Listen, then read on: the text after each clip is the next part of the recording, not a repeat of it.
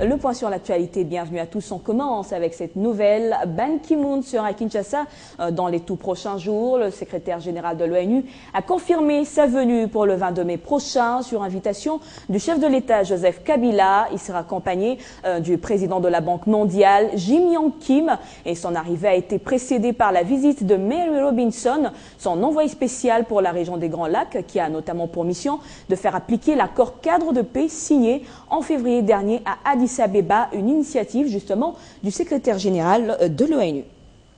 L'actualité ce lundi reste dominée par les consultations du président de la Chambre basse du Parlement, Aubin Minakou, avec les différentes composantes qui devront faire partie de la nouvelle CENI. Aubin Minakou a tenu à relever la manière dont ces consultations vont se dérouler, concernant notamment la société civile. Il a également souligné que chaque groupe a le droit de choisir librement ses délégués, ce dans un délai de 45 jours. On écoute Aubin Minakou au sortir de cette réunion. Tout juste une réunion de routine, hein, malgré l'actualité de ce jour. Et à l'occasion de cette réunion, nous avons tablé notamment sur la façon dont nous allons commencer dès demain matin les consultations pour la mise en place effective du bureau de la CENI. Mais c'est clair et net, ça concernera notamment la société civile. Et il y a un principe clair qui a été noté hier en plénière et rappelé aujourd'hui.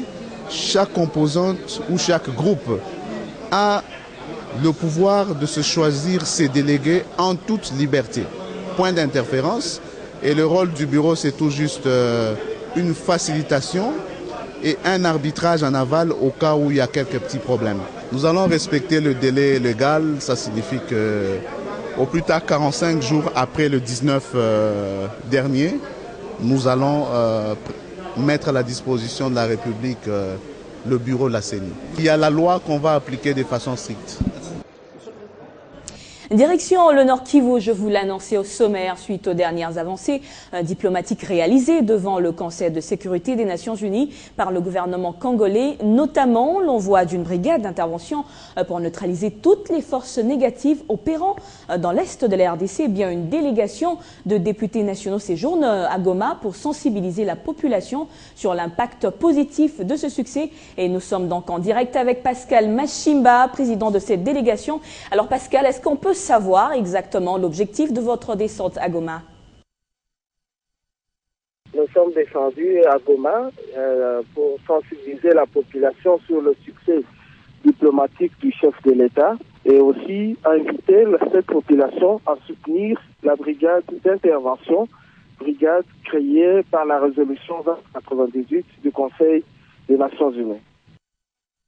Et comment procédez-vous à cette sensibilisation? Nous avons été en contact avec plusieurs couches sociales, notamment la société civile, les étudiants et la jeunesse de manière générale. Nous avons aussi eu plusieurs activités sur les médias où nous avons expliqué à la population comment le président de la République, si nous parlons du succès diplomatique, comment le président de la République, Joseph Kabila, s'est battu seul contre tous les autres pays qui nous environnent.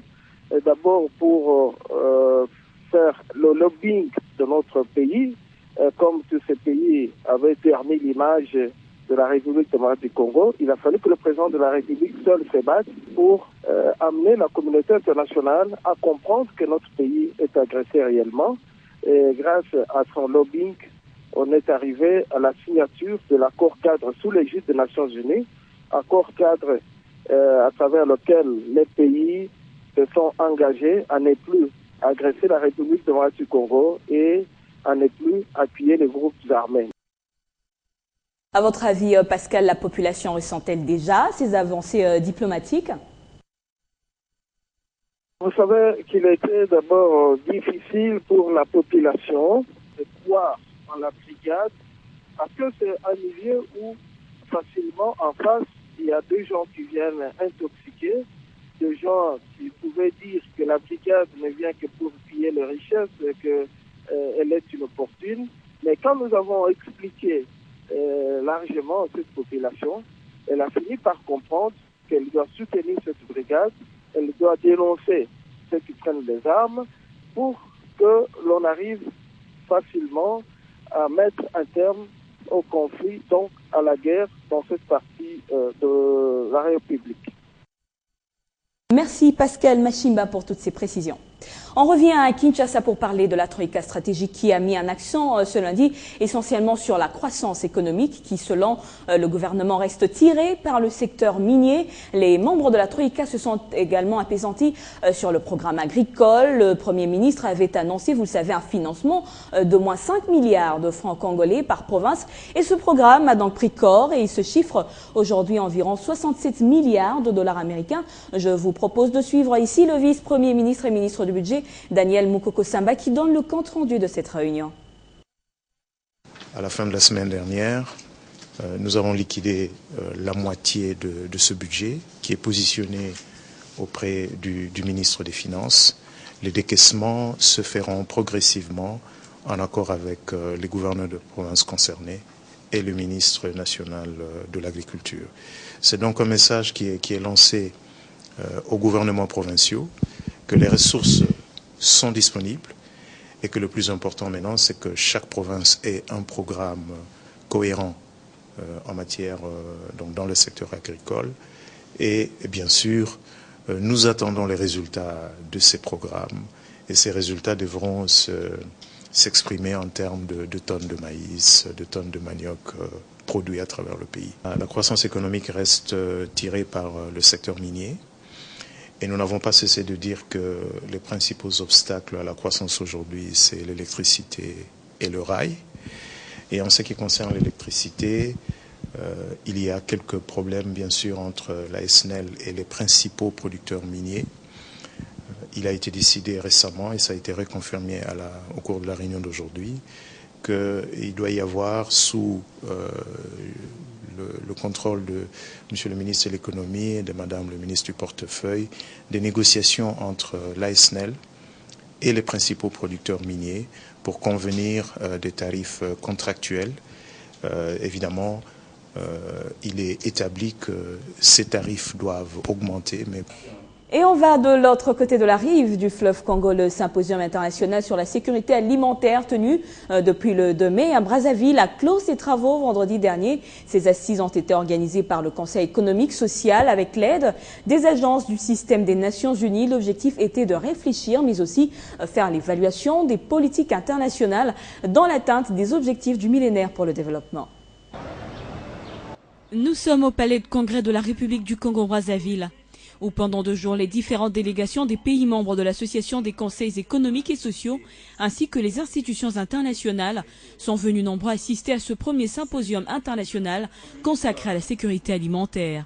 Ces assises étaient aussi une occasion donnée aux différents participants experts de réfléchir mais aussi de trouver des solutions aux objectifs mis en place il y a 12 ans face à la montée de la crise économique et financière mondiale actuelle. C'est pour nous une grande joie de savoir que l'Assemblée des forces vives que constitue le Conseil économique et social se préoccupe de la question de la sécurité alimentaire, qui est un maillon important aujourd'hui pour que les populations de nos villes et de nos campagnes puissent s'autosuffire, puissent manger à leur faim et se dire qu'en dehors de ce qu'ils consomment déjà un seul repas ou 2 par jour, qu'ils peuvent avoir l'espoir dans quelques années d'avoir les 3 repas par jour. Mais face aux évolutions démographiques et aux changements climatiques qui font peser des lourdes incertitudes sur la capacité de la planète à nourrir le monde, l'instabilité des prix et la compétition pour les ressources foncières n'ont jamais été aussi vives. Voilà pourquoi quelques recommandations ont été émises au cours de ces symposiums. Nous pensons que tout ce que nous venons de dire, c'est très bon, mais nous souhaitons que ça soit traduit dans les faits. C'est ce qui est très important pour nous. Sinon, ça sera des discours sans effet.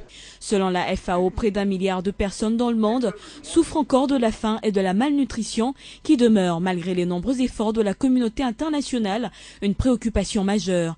Et chaque année, environ 18 millions de personnes, dont près de 3 millions d'enfants, meurent d'issue de la malnutrition. Et ici, chez nous, on prend cette information qui devrait plaire aux petites et moyennes entreprises de la RDC. Eh bien, désormais, grâce à la Roban, qui est l'agence française de développement, qui ont signé une convention de partage de risques d'un montant de 2 millions d'euros, les PME pourront accéder avec un peu plus de facilité au crédit. Une signature. Et ce sont les PME, petites et moyennes entreprises de la RDC, qui devraient se frotter les mains. Cet accord entre l'Agence française de développement et la Robank est censé renforcer les capacités de cette institution bancaire dans sa politique de financement des PME. Il permettra ainsi à la Robank de prêter avec plus de flexibilité, son risque de financement étant partiellement couvert par le mécanisme ARISE, assurance pour le risque de financement de l'investissement privé de l'AFD. Mais il va sans dire que cet argent prêté aux PME soit assorti de quelques conditions. La PME doit d'abord être immatriculée en RDC et disposer d'une patente depuis plus d'1 an. Ses fonds propres doivent également s'élever à plus de 20% de son total bilantaire. Compris entre 10 000 et 300 000 euros, ces prêts seront consentis sous la forme de crédits amortissables d'une durée de 1 à 5 ans pour un engagement total de l'AFD qui ne dépassera pas les 2 millions d'euros, soit 50% des montants octroyés par la banque aux PME. Déjà en septembre 2012, un crédit de 10 millions de dollars avait été accordé à la banque par une filiale de l'Agence française de développement. Cet argent était destiné à l'expansion de l'activité de crédit à moyen et long terme de Robank. Et puis c'est devenu une coutume depuis un temps qu'agents et cadres de la banque Finca RDC se retrouvent pour célébrer les grands événements liés à l'entreprise. Et pour cette fois, c'est la passation de témoins entre le 4e directeur national dont le mandat vient de toucher à sa fin et le 5e qui va ainsi présider à la destinée de ce géant des microfinances de la République démocratique du Congo. C'est loin de leur bureau que les agents et cadres de la Fondation internationale pour l'assistance communautaire Finca RDC se sont retrouvés. Question de se distraire et raffermir leurs liens professionnels. Bonne fête à tous. Ce fut aussi une occasion pour ces derniers de saluer la venue de leur nouveau directeur national, Alexandro Yabukovitch, qui succède à Edward Greenwood, qui après son mandat de 2 ans, jugé positif par ses pairs, s'en va à la conquête du Nigeria, un autre pays où la firme compte s'investir. The staff of Finca DRC. Je pense que durant les deux ans que j'ai passé ici, nous avons eu à accroître notre business et je crois que pour cela c'est un succès. L'une des initiatives que nous avons mis en place, c'est les canaux de distribution avec plusieurs points de distribution. Pour l'instant, le Congo est en première place et c'est la star de l'Afrique. Cadeaux en main et vêtus de leurs couleurs traditionnelles blonds et rouges, les agents de ces sociétés de microfinance ont tenu à témoigner de leur gratitude à Edward Greenwood et saluer le travail abattu par lui. Et les performances de Finca RDC, c'est l'histoire d'une équipe. Et là, c'est la tête qui part et une autre tête qui rentre. Toujours la festation chez Finca, c'est positif. Je crois qu'on va toujours avoir la croissance qui va nous bien postuler comme les meilleurs en Congo. C'est ça l'esprit. Par rapport au temps qu'on a travaillé avec Alexandro, je pense qu'on va toujours avoir la croissance là pour être le premier dans le marché du Congo. Pendant plus de 4 heures, ces employés de Finca se sont évadés, abandonnés au rythme de la musique, oubliant ainsi le stress quotidien que leur travail d'argentier leur impose. On prend le large dans ce journal. Uhuru Kenyatta défie-t-il la CPI? En tout cas, c'est la question que l'on se pose. Le nouveau président kényan est en visite depuis dimanche à Londres malgré son inculpation par la CPI pour crime contre l'humanité. Et sur place, il a notamment assisté à une conférence sur la situation en Somalie.